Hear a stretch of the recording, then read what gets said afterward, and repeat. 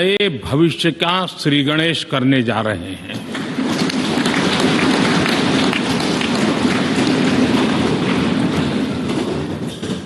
आज हम यहां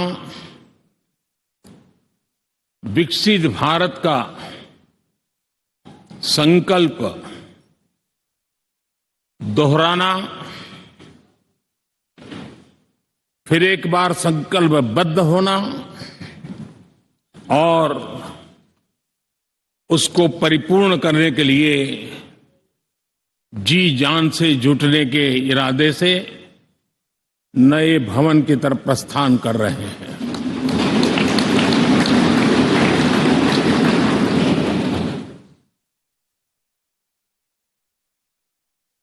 सम्माननीय सभागृह,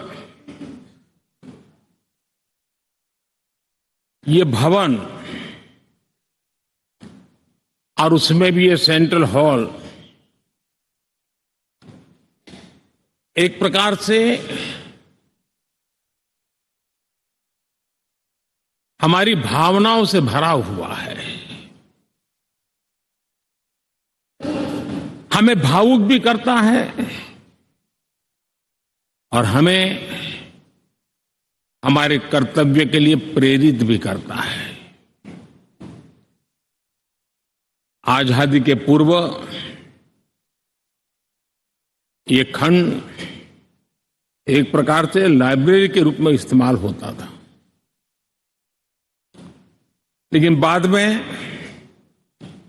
संविधान सभा की बैठक यहां शुरू हुई और उन संविधान सभा की बैठकों के द्वारा गहन चर्चा विचारणा कर करके हमारा संविधान यहीं पर आकार लिया। यहीं पर 1947 में अंग्रेजी हुकूमत ने सत्ता हस्तांतरण किया,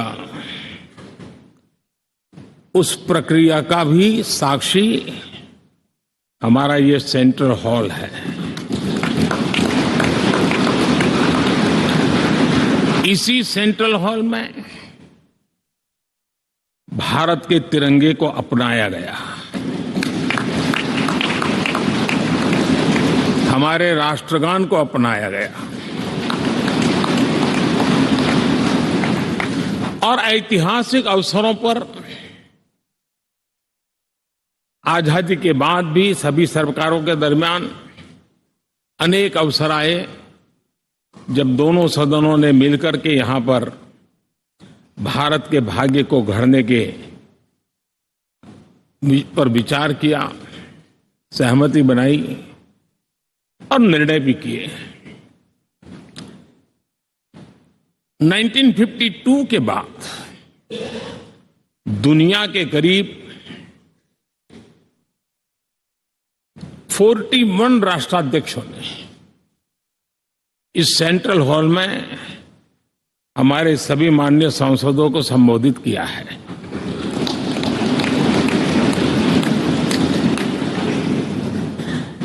हमारे राष्ट्रपति महोदयों के द्वारा 86 बार यहां संबोधन किया गया है।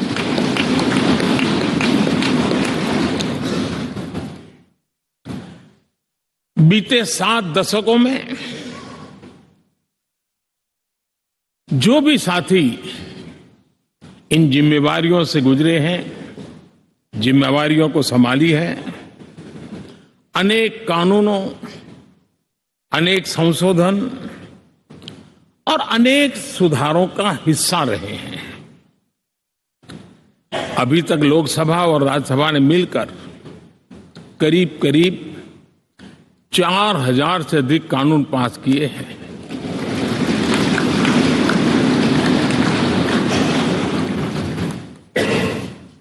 और कभी जरूरत पड़ी तो ज्वाइंट सेशन के माध्यम से भी कानून पारित करने की दिशा में रणनीति बनानी पड़ी और उसके तहत भी दहेज रोकथाम कानून हो, बैंकिंग सर्विस कमीशन बिल हो, आतंक से लड़ने के लिए कानून हो, ये संयुक्त सत्र में पास किए गए हैं, इसी गृह में पास किए गए। इसी संसद में मुस्लिम बहन बेटियों को न्याय की जो प्रतीक्षा थी, शाहबानो केस के कारण कुछ गाड़ी उल्टी पार्टी पर चढ़ गई थी, इसी सदन ने हमारी उस गलतियों को ठीक किया और 3 तलाक विरुद्ध कानून हम सब ने मिलकर के पारित किया। संसद ने बीते वर्षों में ट्रांसजेंडर को न्याय देने वाले कानूनों का भी निर्माण किया। इसके माध्यम से हम ट्रांसजेंडर के प्रति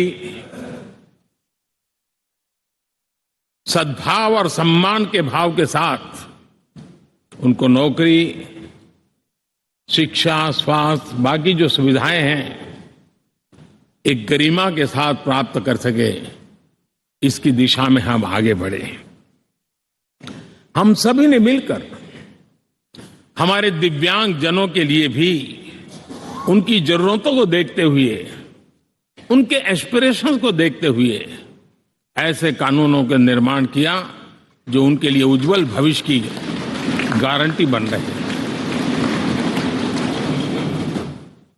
आर्टिकल 370 हटाने से लेकर वो विषय ऐसा रहा जो शायद ही कोई दशक ऐसा होगा कि चर्चा न हुई हो, चिंता न हुई हो और मांग न हुई हो। आक्रोश भी व्यक्त हुआ,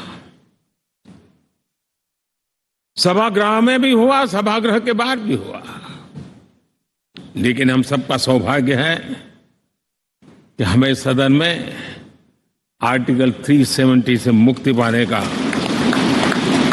अलगाववाद,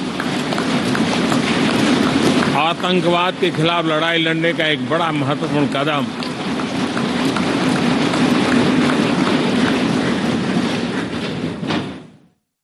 और इस महत्वपूर्ण काम में माननीय सांसदों की, संसद की बहुत बड़ी भूमिका है।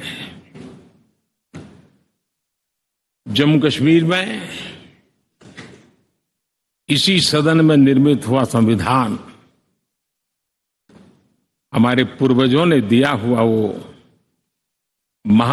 महामूल्य दस्तावेज जम्मू कश्मीर में लागू करते हैं तो इस मिट्टी को प्रणाम करने का मन करता है।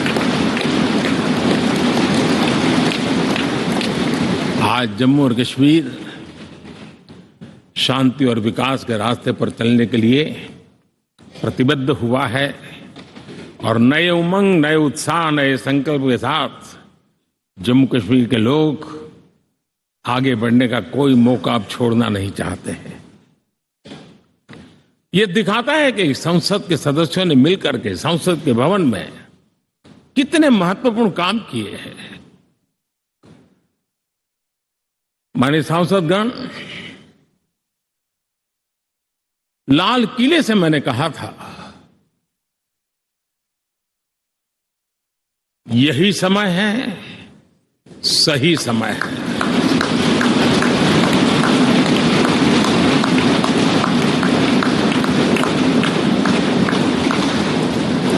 एक के बाद एक घटनाओं की तरफ हम नजर करेंगे। हर घटना इस बात का गवाह दे रही है कि आज भारत एक नई चेतना के साथ पुनर्जागृत हो चुका है।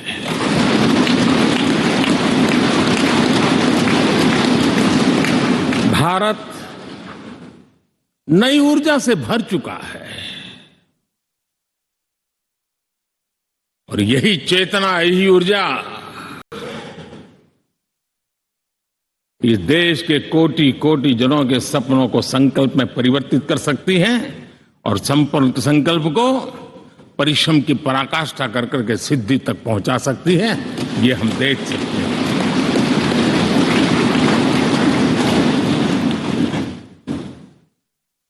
और मेरा विश्वास है,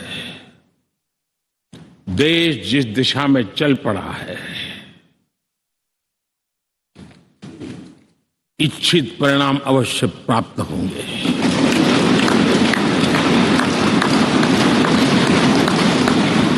हम गति जितनी तेज करेंगे, परिणाम उतने जल्दी मिलेंगे।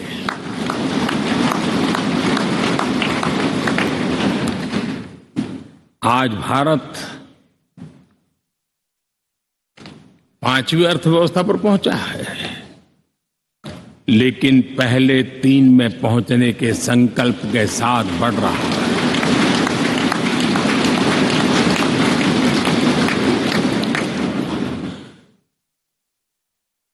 और मैं जिस स्थान पर बैठा हूं, जो जानकारियां प्राप्त होती है, उसके आधार पर विश्व के गणमान्य लोगों से बातचीत करता हूं, उसके आधार पर मैं बड़े विश्वास से कह रहा हूं, हम में से कुछ लोगों की निराशा हो सकती है, लेकिन दुनिया आश्वस्त है कि भारत टॉप 3 में पहुंच के रहेगा।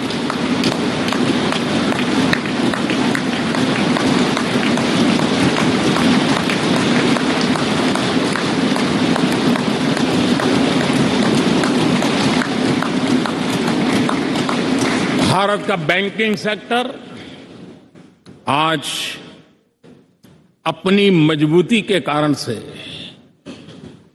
फिर एक बार दुनिया में सकारात्मक चर्चा का केंद्र बना हुआ है।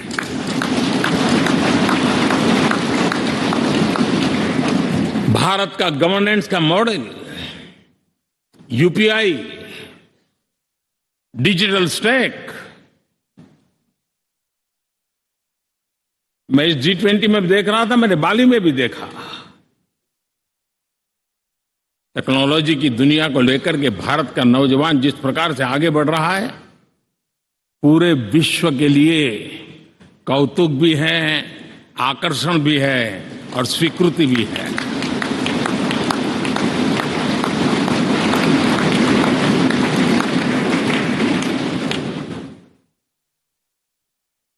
हम सब उस ऐसे कालखंड में हैं, मैं कहूंगा हम लोग एक भाग्यवान लोग हैं।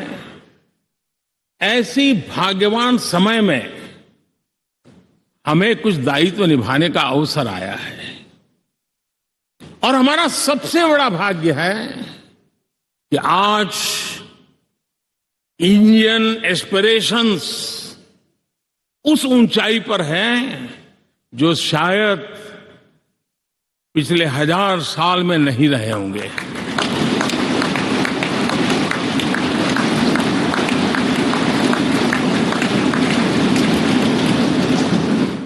गुलामी के जंजीरों ने उसके एस्पिरेशंस को दबोच के रखा था।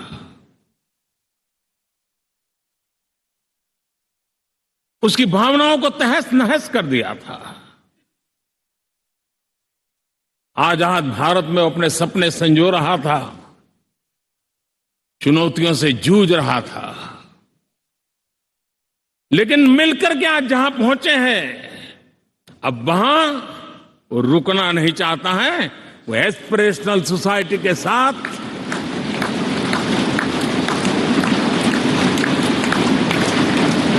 नए लक्ष्य गढ़ना चाहता है।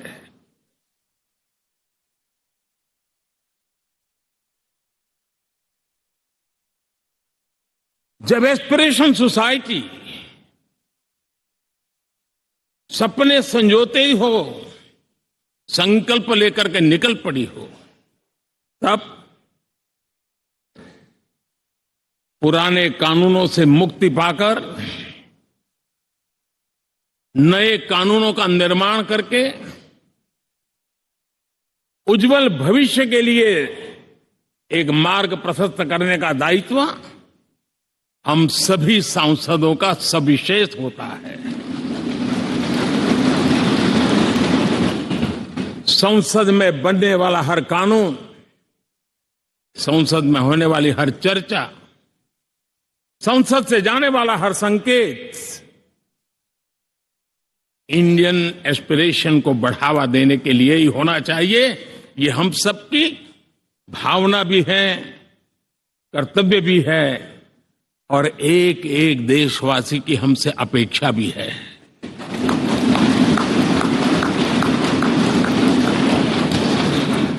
हम जो भी रिफॉर्म करें उसके मूल में इंडियन एस्पिरेशन सबसे सर्वोच्च पद पर होना चाहिए, प्राथमिकता पर होना चाहिए।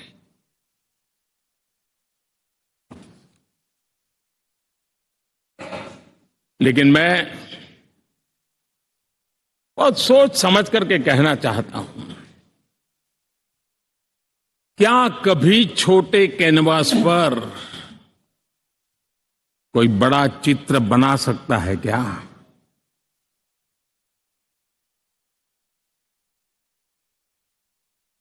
जैसे छोटे कैनवास पर बड़ा चित्र नहीं बन सकता, वैसे हम भी अगर हमारे सोचने के कैनवास को बड़ा नहीं कर सकते तो भव्य भारत का चित्र भी हम नहीं अंकित कर सकते।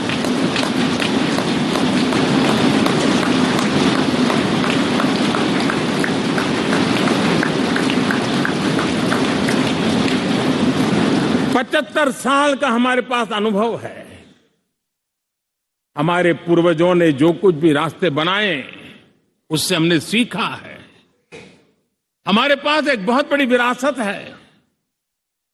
इस विरासत के साथ अगर हमारे सपने, हमारे संकल्प जुड़ जाए, हमारा सोचने का दायरा बदल जाए, हमारा कैनवास बड़ा हो जाए, तो हम भी उस भव्य भारत के चित्र को अंकित कर सकते हैं, उस तस्वीर का खाका खींच सकते हैं, उसमें रंग भरने का काम हम भी कर सकते हैं और आने वाली पीढ़ी को वो भव्य दिव्य मां भारती के हम उनको सुपुर्द कर सकते हैं। दोस्तों,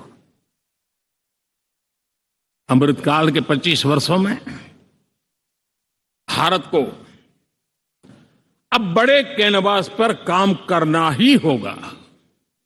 अब हमारे लिए